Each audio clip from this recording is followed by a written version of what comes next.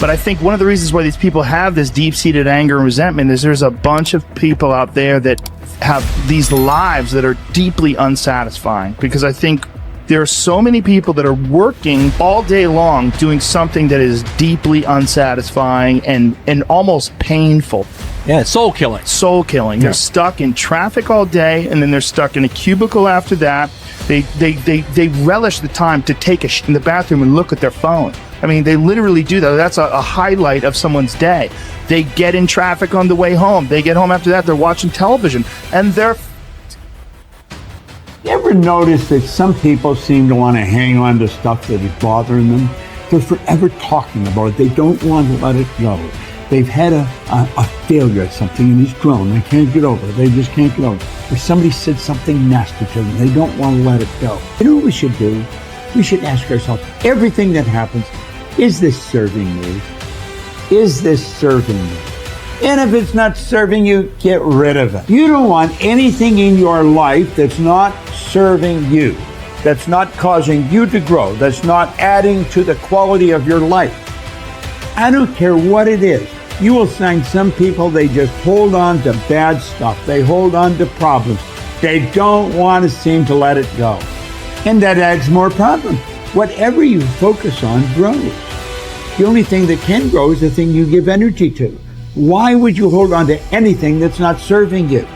How bad does it have to get? I mean, to what denominator, to what lowest level do you have to reach before people really make up their mind to change? My message is, why wait? I mean, when you're feeling so altered emotionally, you feel so bad, that's the moment you could actually see yourself for the first time, because you're not answering your cell phone, you're not responding to all your texts, you're not watching TV, you're not going out to dinners, you're not calling people back. Something's altered in you, and you're starting to become self-aware, right? I dare you to analyze yourself first, your company first, your character, your behavior, your work ethic. I dare you to analyze it and see if there's any change you can make. See, you cannot manage time, but you can manage activity. You can manage your activities. Make certain that what you're doing really makes a difference. Make certain that you're spending your time on activities that are productive, that are taking you in the direction of your goal. If you think about the person that you want to become, what's that person do every day that you don't do right now? And when you start to do the thing that the person you want to become is doing, you leverage something called behavioral activation therapy. And that is a whole body of research that says when you act like the person you want to become, it's the most powerful way to change a habit. It's even better therapy than talk therapy, because the action proves to your brain that you're becoming that person. You're seeing the change through the action, and so then the brain catches up and starts to relate to you like a person that's confident, or a person who adores their appearance, or a person that celebrates themselves exactly as they are. Before you start the day, ask yourself, how do I want to think today? How do I want to feel? How do I want to behave? I mean, what would greatness look like? What would love look like today? What could I do that would be really cool for me at the end of the day? Say, wow, so I had a good day today. What would make me feel that way? And if you can't find an answer to that, start reading. Who reads anymore? Read a book. I read so many books a week. I know, I'm that way too. So read something about, you want to be wealthy?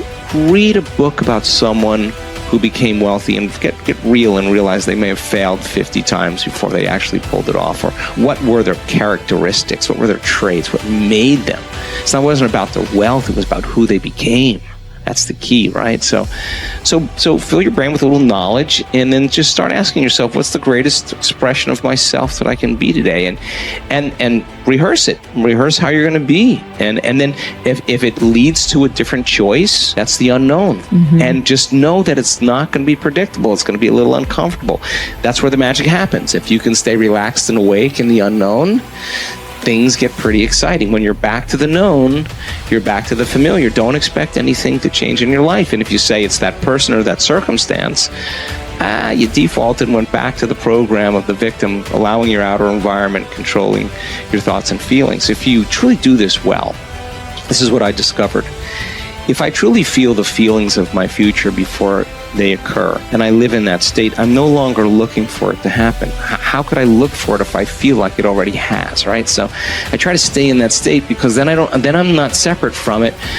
And that tends to be when the magic happens. There's no control anymore. There's no predicting.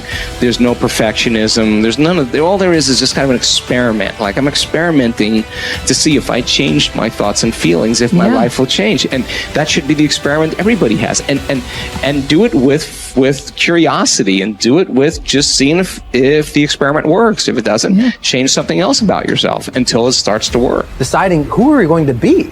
You know, we shouldn't hope to end up one day a magnificent, strong, beautiful, capable, kind, loving person. We should start living like that today, hopefully, so that we become that. That who we become is not an accident, but hopefully a purposeful intent. That our days and how we approach our days are literally driven by the intention of who we're going to bring. That we bring our character into each of the circumstances of our lives, and by doing that, maybe we can't always direct every circumstance of our life. We can't control everything, but we can certainly control our responses to them. We can certainly dictate who we're going to be in those circumstances, and that helps us achieve our ultimate destiny that we desire, not one that just lands on us. I think the other thing that really comes to people's into their power is when they really discover that, you know, each of our days is something that we can also design. Not just design who you're going to be. How are you going to design your day? What's this day going to be about? What's going to get your attention? What's going to get your focus? And what should not be getting your focus is just your inbox, or just what I call browser blackout, clicking around on all these blue links or images, or swiping here and swiping there, and then losing 4 or 5 hours of your day. Because what ends up happening for so many people is they lose 2 or 3 hours to distraction each day, maybe 4 hours of distraction of television a day. And over the course of their lives, now a decade is gone of opportunity, a decade of missed opportunities to connect with your family, to achieve your dreams, to work a little harder, to contribute that thing you always contribute, to learn that skill that you wanted to learn. Like, we have to decide on our days. We have to design them. We have to wake up and decide what this day is going to be about, what's going to get done, what's going to deserve our focus, who will we reach out to, instead of just responding to everybody else's needs. Look back over your life and ask yourself, what activities, behaviors, or decisions have been most responsible for my success in life to date? You will probably find that less than 5% of the things that you have said or done have accounted for most of the success you have enjoyed. You may find that it was your unique ability to solve a particular kind of problem or to take advantage of a particular type of opportunity. You may find that your special talent was an interpersonal skill that enabled you to influence and persuade other people at a particular time and place. You may find, on analysis, that it was an ability to take charge and accept responsibility for accomplishing a particular goal. Whatever has been responsible for your successes in life to date may be a good indication what you should be doing in the future. Analyze your work based on the measure that I call return on energy. Leaders in every field deliberately apply their talents and energies where they can achieve their greatest return on the amount of energy, mental, emotional, and physical, that they invest in any endeavor. They refuse to take on jobs or work in areas where they cannot perform at exceptional levels. They treat themselves as valuable resources, and they spend their energies very carefully. One of the questions that you might continually ask yourself is this the best possible use of my time and energy? Is what you are doing right now the most valuable thing that you could be doing, given your particular combination of talents and abilities? Often answering this question will help you to see that there is a vast difference between what you are currently doing and what you should be doing if you want to be fulfilling more of your potential. Once you have chosen your ideal job or occupation for this stage of your career, your biggest responsibility is to make the decision to become very good and then to become excellent at what you do.